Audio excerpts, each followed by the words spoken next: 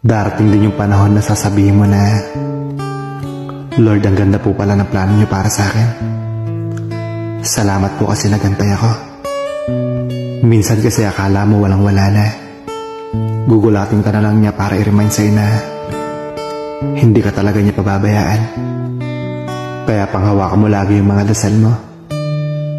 Kasi kahit anong mangyari, nandyan lang siya lagi para sa'yo.